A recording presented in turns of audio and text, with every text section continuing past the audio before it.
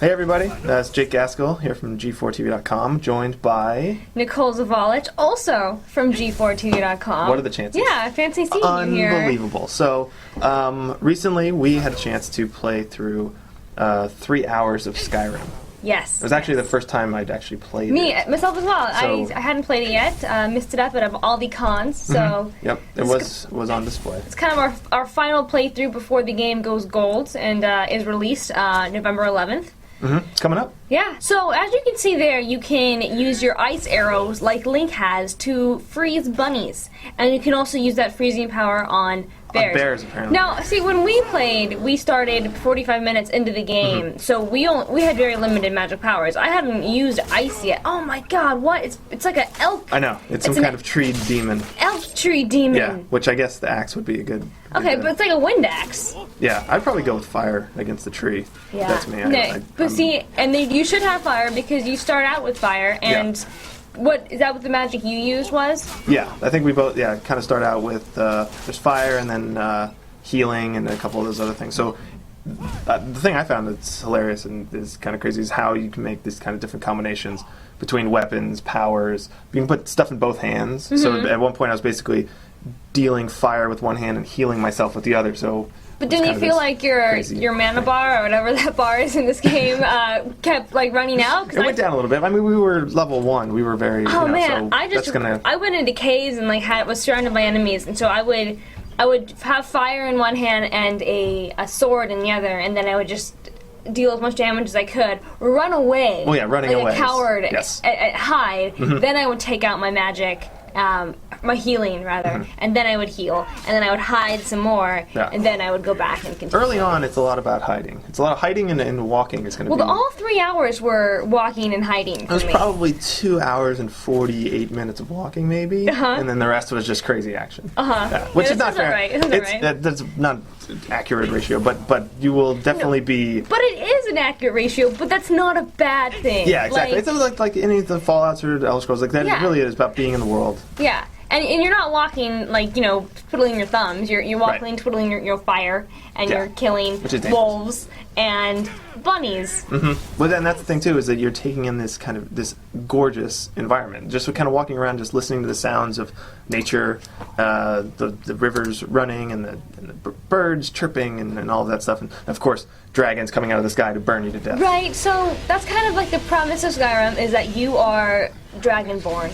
You are I don't know, they haven't really explained the backstory. I assume they're going to explain that in the first hour of the game, which is why we weren't allowed to play it. Yeah. So my theory is that your mother was a dragon, and your dad was just, a dude. And a drunk dude at a bar one night? Well, I think they both had a few too many. Oh, that's true. The story Dragons I'm are telling. luscious. So, and then you have a guy who is half dragon. But he seems to have a disdain for his heritage, because he seems to kill a lot of dragons. I think he has a disdain for being burnt to death from the sky. Well, some of the dragons are ice dragons, so he also doesn't like being frozen to death. That's true. I don't think anybody likes being killed by a dragon, though. That's fair. That's fair. I just wish that there was some type of, maybe a side quest where you can befriend a dragon. That is the kind of the ultimate, I think, the dream that I have. In the end, the last dragon shout is to kind of call your dragon in and kind of hop on. Yeah, you don't need to befriend all of them, maybe just one, and he can help you fight the other dragons. That would be pretty insane. I basically try to make every game I play a Disney movie. Oh, okay. So that makes a lot more sense now. Yeah.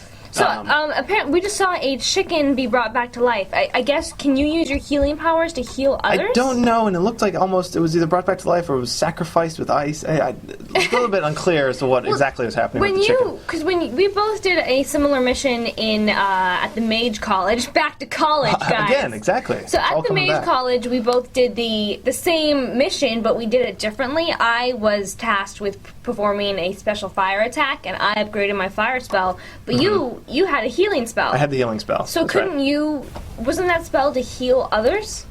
She taught me to kind of project it onto others, so I guess you would help your kind of teammates, which would be beneficial because the one quest that I went on when I had to storm a fort was me and 3 other guys against, I don't know, like 30 guys leveled up by, 40 or something. So we had no chance whatsoever, and I did not know how to heal people at that point, so it would have been helpful. So I think that's the thing too. Is speaking of cities, we're going to be taking a look at some cities now. We're gonna try. They really do look alive. Like they actually feel alive. You're walking through town. It's great ambiance. There's great design and everything. The taverns feel alive. There's people in there. Not quite as I don't know. I mean, I definitely see what you're saying, and you walk into a town and the wind's blowing and the trees are swaying, leaves are falling, chickens are clucking around, but there's still NPCs walking around, and I can't even imagine how powerful this game must be to be able to support so much separate movement and so much already programmed AI. That I mean, you have fire. Look at how good that fire looks. It's really it good looks fire. like fire. Yeah. Look at that horsetail. And just seeing like the mountains, you can basically knowing that you can go to the top of that mountain. You're looking up and you see that. You look down at the leaf and it's there. Through our playthrough, we didn't really come across a lot of stuttering. They kind of held up. Yeah, I mean, there were no texture pops, which is weird because, I'm playing a lot of games right now that are retail games that have been out for a while, and there are texture pops, whereas with this game, we're playing like a 2-month-out build, and it's this powerful, and still we don't have those kind of problems. Yeah, it's certainly impressive from top to bottom, and I think, and that's the thing, I've never played in the Elder Scrolls. I'm not a big... I like the idea of fantasy, and I want to get into it, and I've always wanted to be interested, just never got into it, and finally getting a chance to kind of sit down and spend not nearly enough time. I mean, it's not even... It was a tease. It's going to be at least 300 hours of gameplay, easily. So it was a tease, but it was great to be in there. So when I played Oblivion, my problem with it was that I felt like, 40% of the game in the menus, and I definitely like customization and like being able to switch between weapons and armor and all that stuff, but I just felt like I spent too much time looking at parchment paper. So this game...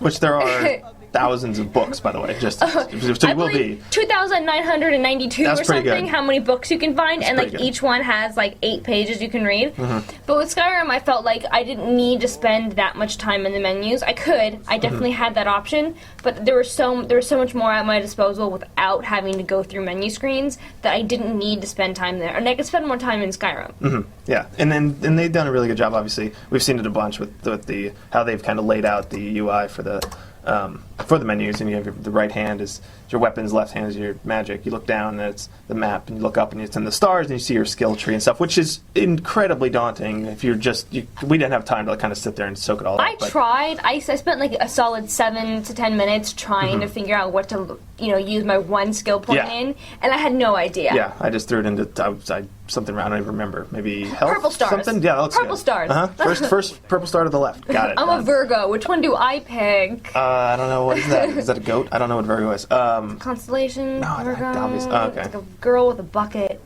I actually don't know. It's not really relevant. No, so it's I'll not. cut that out. Done. Okay. Going back. Horses. Yes. But the other thing is with the menu system, and the great thing is, there are so many weapons, there are so many skills, so many spells that you're going to be cycling through. But the bookmark favorite kind of option, where you can kind of just go through it, all the weapons, click them onto your favorites, and then you don't have to go into the menu while you're fighting. You just kind of bring it up with the D-pad, cycle through, and pick out exactly what you want on the fly, which eases up a lot of that menu time. And we played this game on the Xbox, and I probably would normally play this game on the Xbox, but just because there's so many options, this is probably a game that I'm gonna want a keyboard for. I could see that. Just as a personal preference, I want to be involved in this game, and I want to have more options than X, Y, A, B, or triangle, square, X, circle. I can see that, but I don't think anybody's going to be wanting for options or stuff to do in this game. I didn't even know there was food making. You could be a chef. Why? Go in. I don't know. I went into a person's house, and there was the big hearth there, and there was food on the thing, and it was like, what do you want to make? And it had all these different recipes, and you have to go find ingredients and make stuff, and it has, And you get XP and you can make potions, you can make health things, help you. Oh, that's all sorts amazing. of stuff. I didn't even know that was it, though. Walked into some random house. There's 50 hours of gameplay right there, just with cooking. Christ. So, yeah. We'll be doing a lot in this game, obviously, Absolutely. for the next year or so until the Elder Scrolls 6. Yeah, exactly. If they ever need to do that. I think they will. I think so. Yeah. Well, we got Fallout before that, but... Yeah. But yeah. But let's talk about weather. Go for it. So, when we started, we went in separate directions. He went north, I went south. And where I went was immediately just rainy and snow, and as as I traveled, the weather changed, and it went from like this light rain to this heavy rain, and it became dark and cloudy, and then all of a sudden I was top of a mountain, and there was like a hailstorm, and it was like this shiny. It looked like ice was falling from the sky, and it was amazing to look at. Yeah. And I've never seen weather done so well in a game, and it actually affected the way my character walked through the snow. Like he slowed down. Yeah. And I think that just kind of is a testament to this game in that they took every detail into consideration, and it snows a lot. It does snow a lot, and it's we were playing in a very cold room, so the effect It was cold. was added. But it is kind of amazing when you travel through the different regions. I was mostly in the north, so it was snow on the ground, and but there's one area where the blizzard kind of really kicked up, and you can't really see, and it's whitewashed, and it is kind of amazing how the world feels. Like, and I probably would have felt cold if it wasn't cold in the room. That's how effective it is. Enjoy all of our Skyrim content. You can read both of our previews at g4tv.com/previews, and look for more Skyrim shortly.